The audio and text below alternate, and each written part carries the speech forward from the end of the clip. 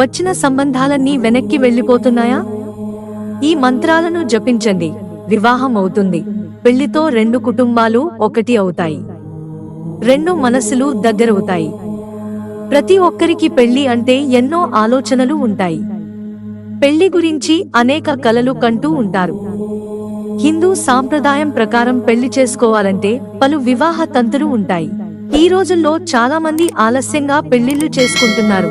కొంతమంది పెళ్లి చేసుకోవాలని అనుకున్నా, మంచి ఉద్యోగం ఉన్నా సరే పెళ్లి ఘడియలు వెనక్కి వెళ్లిపోతున్నాయి తప్ప పెళ్లి పీటలెక్కలేకపోతున్నారు.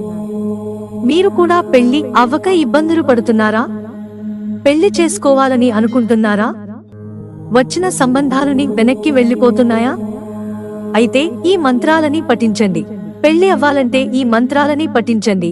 శివ పార్వతి మంత్రం: ఓం హ్రీం యోగిని యోగిని యోగేశ్వరి యోగ భయంకరి సకల స్థవర జంగమస్య ముఖ హృదయం మమ వాసం ఆకర్ష ఆకర్షాయ నమః. శివ పార్వతి మంత్రం చాలా శక్తివంతమైనది. ఈ మంత్రాన్ని పఠించడం వలన కళ్యాణ ఘడియలు దగ్గర పడతాయి. కేవలం త్వరగా పెళ్లి అవ్వడానికి కాకుండా కుటుంబ సభ్యులతో సంతోషంగా ఉండడానికి, ప్రశాంతంగా ఉండడానికి కూడా ఈ మంత్రం అద్భుతంగా పనిచేస్తుంది. భక్తితో, శ్రద్ధతో 108 సార్లు ఈ మంత్రాన్ని జపించండి. సూర్య మంత్రం: ఓం దేవేంద్రాని నమస్తుభ్యం దేవేంద్ర ప్రియ భామిని వివాహం భాగ్యమారోగ్యం శీఘ్రాలాభం చ దేహి మే. సూర్య మంత్రాన్ని జపిస్తే కూడా త్వరగా పెళ్లి అవుతుంది. పెళ్లి అవ్వక ఇబ్బంది పడుతున్న వాళ్ళు సూర్య మంత్రాన్ని 108 సార్లు 41 రోజుల పాటు జపిస్తే మంచిది. వైవాహిక జీవితం బాగుండడానికి కూడా ఈ మంత్రం బాగా పనిచేస్తుంది.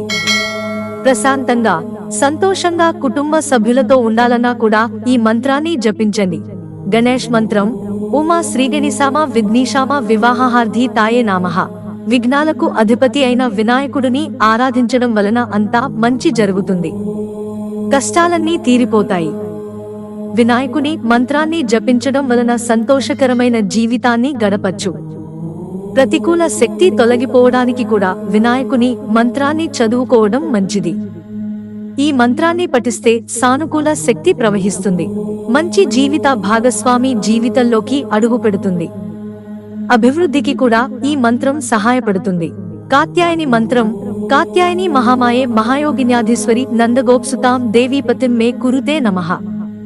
మంచి జీవిత భాగస్వామిని జీవితంలోకి తీసుకురావడానికి కాత్యాయని మంత్రం బాగా ఉపయోగపడుతుంది. పెళ్లి అయిన వాళ్ళు మాత్రమే కాదు, పెళ్లి అయిన వారు కూడా ఈ మంత్రాన్ని చదవచ్చు. ఈ మంత్రాన్ని చదువుకుంటే సంతోషకరమైన జీవితాన్ని గడపొచ్చు. 108 సార్లు 41 రోజుల పాటు ఈ మంత్రాన్ని చదివితే మంచిది. శక్తిని కూడా ఈ మంత్రం అందిస్తుంది. మిత్రులారా, ఛానల్ సబ్స్క్రైబ్ చేసుకోవడం మర్చిపోకండి. ధన్యవాదాలు.